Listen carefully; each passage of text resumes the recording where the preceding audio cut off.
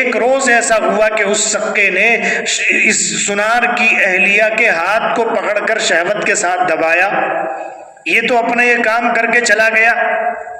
ادھر سنار اپنی دکان سے آیا، اس نے دیکھا اس کی اہلیہ تھوڑی غمزدہ بیٹھی ہے، پریشان ہے۔ نحمدہ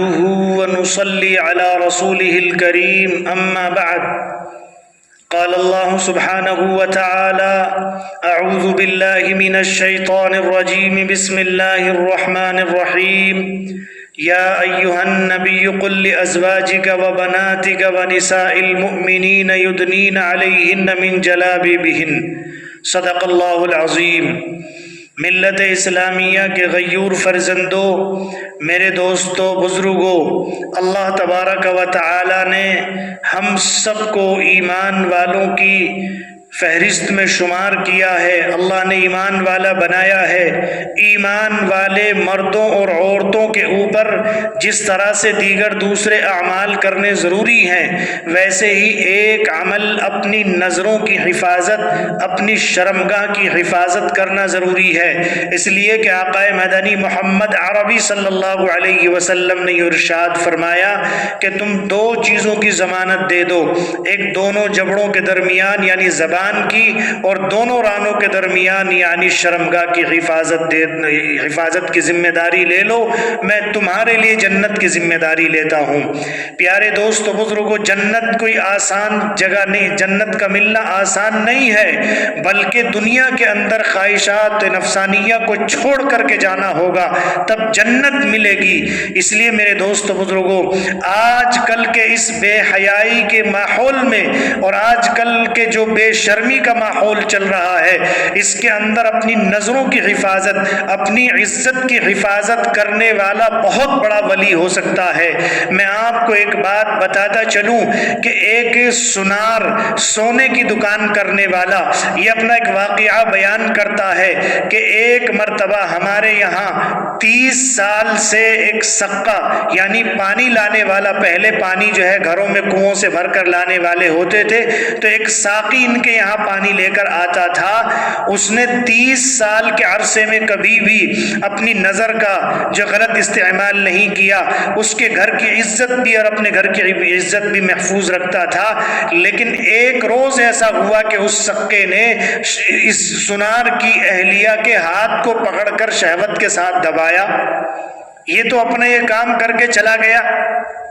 ادھر سنار اپنی دکان سے آیا، اس نے دیکھا اس کی اہلیہ تھوڑی غمزدہ بیٹھی ہے، پریشان ہے۔ اس نے آ کر معلوم کیا کہ کیا بات ہوئی، کیسے پریشان ہو؟ وہ کہنے لگی وہ جو ہمارا ایک خادم پانی لانے والا ہے، وہ 30 سال کے اعتماد کو اس نے دھوکہ دے دیا ہے، آج اس نے میرے ساتھ خیانت کی ہے اور مجھے شہوت کی نظر سے دیکھا ہے۔ وہ سنار رونے لگا اور کہنے لگا اس میں غلطی اس کی نہیں ہے، بلکہ واقعہ یہ ہے کہ آج جب صبح کے وقت ایک عورت میری دکان پر سونے کی چیزیں خریدنے کے لیے آئی اور جیسے ہی میں نے اس کو چیزیں دکھانے کے لیے چیزیں پیش کی، اس نے اپنا ہاتھ بڑھایا تو اس کا خوبصورت ہاتھ مجھے پسند آیا، میں نے اس کو جیسے ہی پکڑا تو میری اہلیہ غلطی اس کی نہیں ہے، یہ غلطی میں نے کی ہے، اس لیے اس کا جو ہے قرض میرے اوپر تھا، یہ اتار دیا ہے اس نے۔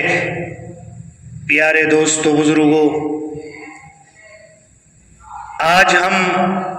یہ سمجھتے ہیں کہ ہماری گھر کی عزتیں کس طرح سے محفوظ رہیں گی، ہم دوسروں کی عورتوں پر غلط نظر ڈالتے رہیں اور ہماری عورتوں پر کوئی غلط نظر نہ ڈالے، ایسا نہیں ہو سکتا۔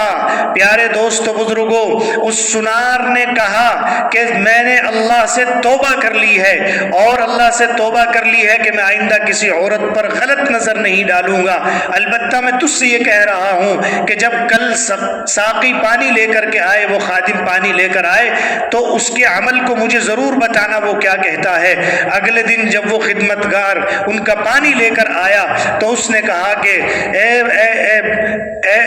سنار کی اہلیہ محترمہ، یقیناً کل مجھے شیطان نے بہلا دیا، پھسلا دیا تھا، اور شیطان نے میرے اوپر ایک غلط اثر ڈال کر کے مجھ سے غلطی کرا دی، میں بہت شرمندہ ہوں، اور میں نے تنہائی میں بھی اللہ سے دعا کی ہے، اور میں آپ سے بھی معافی مانگتا ہوں۔ پیارے دوستو، بزرگوں، جس طرح سے ہم صحیح اعمال کریں گے ویسے ہی دوسرے لوگ بھی ہمارے گھر والوں کے ساتھ اعمال کرتے چلے جائیں گے۔ ایک مرتبہ علماء کی مجلس تھی، بادشاہ وہاں موجود تھا۔ بادشاہ سے کسی نے کہا کہ حضرت یہ اس طرح کا واقعہ ہے، علماء کے یہاں اس کا تذکرہ چل رہا ہے۔ تو بادشاہ نے کہا ٹھیک ہے، چلو ہم اس کا تجربہ کر کے دیکھتے ہیں، حالانکہ ایسی تو کوئی بات نہیں ہے کہ یہ قرض ہو۔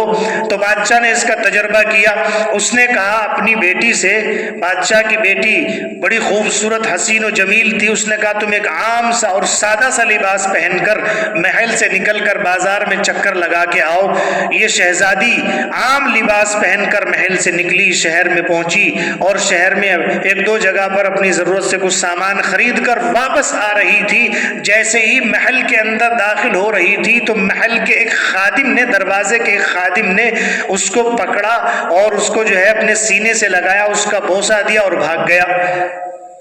بادشاہ کی بیٹی نے آ کر یہ اپنے والد سے یہ بات عرض کی کہ ابا جان ایسا ہوا ہے۔ تو بادشاہ نے کہا یقیناً میں نے ساری زندگی اپنی نظر کی حفاظت کی ہے، صرف ایک مرتبہ مجھ سے ایک خطا ہوئی، اور جس خطا کا نتیجہ یہ نکلا کہ ایک تم سارے شہر میں اچھی طرح سے بازار میں گھوم کر آ گئی ہو، کسی نے تمہارے اوپر نظر ڈال کر نہیں دیکھا، کسی نے بری نظر نہیں ڈالی، لیکن یہ ایک غلطی جو مجھ سے ہوئی تھی اس غلطی کا یہاں پر نتیجہ مل گیا ہے۔ اس لیے پیارے دوستو، بزرگوں، میں آپ سے یہ کہنا چاہتا ہوں کہ آپ سب اپنی نظروں کی حفاظت کیجئے اور اپنے کردار کو پاک دامن بنائیے۔ یہ صرف مردوں کے لیے نہیں ہے، بلکہ میں اپنے گھر کی عورتوں کو، آپ سب اپنے گھر کی عورتوں کو، اپنی بہنوں کو، آپ سب سے یہ کہنا چاہتا ہوں کہ ہم اپنی نظروں کی حفاظت کریں۔ عورتیں بھی غیر مردوں پر نظر نہ ڈالا کریں، اس لیے کہ تم بھی اگر پاکیزہ رہنا چاہتی ہو تو اپنی نظروں کی حفاظت کرو۔